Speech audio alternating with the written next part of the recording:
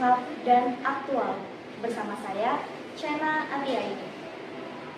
Berita terkini datang dari Pilkada Gubernur Kalimantan Selatan dalam debat yang berlangsung pada 23 Oktober 2024. Sorotan tajam tertuju pada salah satu kandidat yang terlihat lebih banyak membaca teks daripada berbicara dengan spontan.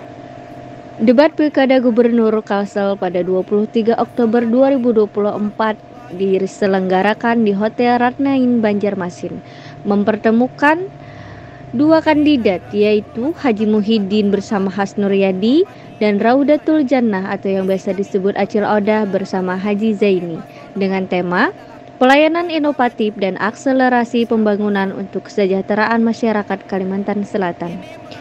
Debat kali ini memicu reaksi netizen, terutama terkait banyaknya kandidat yang membaca teks, sehingga dianggap mengurangi keaslian. Haji Muhyiddin tampil lebih tenang dan spontan, sementara Acil Odah lebih sering membaca teks. Menimbulkan diskusi publik tentang kesiapan dan strategi setiap kandidat yang berdebat. Fenomena ini menuai beragam tanggapan dari warga, khususnya dosen dan mahasiswa. Apakah hal ini mencerminkan persiapan yang kurang matang atau justru strategi? Simak liputan lengkapnya hanya untuk Anda. Baik, terima kasih. Sekarang saya bersama Ibu Lita. Ibu Lita. Ibu mungkin profesinya apa, Bu? Ibu salah satu dosen di ULM. Oke, baik. Bu Lita ya panggilannya. Baik, Ibu Lita mungkin sudah adakah mendengar berita tentang adanya kandidat Cagup Kalimantan Selatan saat debat KPU yang diadakan pada tanggal 23 Oktober 2024? Itu ada berita terkait terlalu banyak membaca teks seperti itu. Mungkin yang jadi pertanyaan saya, apakah ada kelebihan dan kekurangan terkait textbook itu sendiri? Bagaimana pendapat dari Ibu mungkin?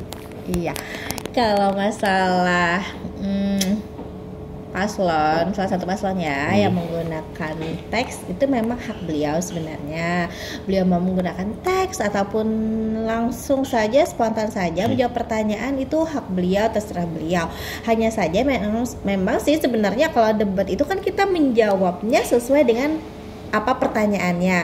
Jadi kalau sudah menyediakan teks, mungkin teks tersebut tidak sesuai dengan pertanyaan yang diajukan, seperti itu.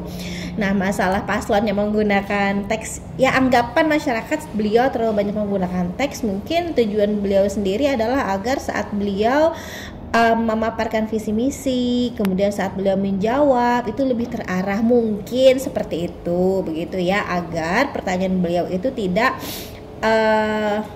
hilang arah, tidak kesana kemari, seperti itu. Salah yang teks terlalu textbook tadi ya tidak bisa menyalahkan beliau juga kan ya, mungkin beliau punya tujuan tertentu, seperti itu.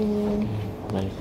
Mungkin itu ya terkait tanggapan dari Bu Lita tadi antara kekurangan dan kelebihan textbook yang dilakukan oleh kandidat Cagup Kalimantan Selatan, seperti itu. Terima kasih.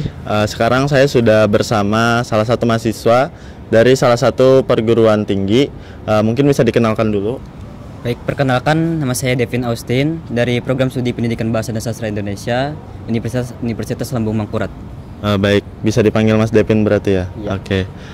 Baik Mas Devin, mungkin mungkin Mas ada mendengar nih terkait debat pilkada yang diadakan oleh KPU Kalsel pada tanggal 23 Oktober tahun 2024.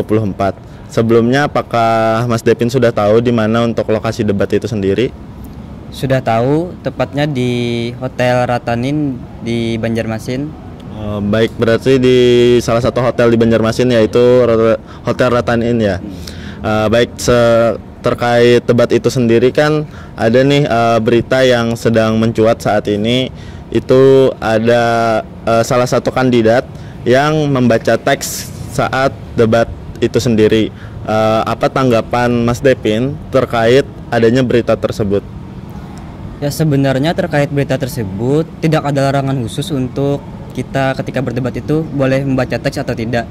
Tapi kan ketika berdebat kemungkinan dari masyarakat umumnya nih, mereka mungkin ketika melihat debat memakai teks seakan-akan bertanya-tanya begitu. Ini debat apa presentasi seperti itu. Tapi sebenarnya sepengetahuan saya tidak ada larangan atau aturan khusus tentang debat itu boleh membawa teks atau tidak. Mungkin ya tidak mengapa sebenarnya kalau mau membawa teks, tapi kan ketika debat antara calon gubernur itu ketika kita membaca teks mungkin suasana debatnya itu tidak terlalu hidup karena jatuhnya seperti presentasi tadi. Seperti itu. Oke, baik. Mungkin sekian untuk wawancara yang kami lakukan.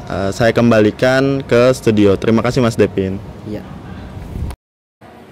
Baik, itu tadi liputan bersama rekan kami, Putu Rangga. Terima kasih telah menyaksikan Habar Kula. Saya Chana Atia ini pamit undur diri. Salam Habar Kula dan sampai jumpa.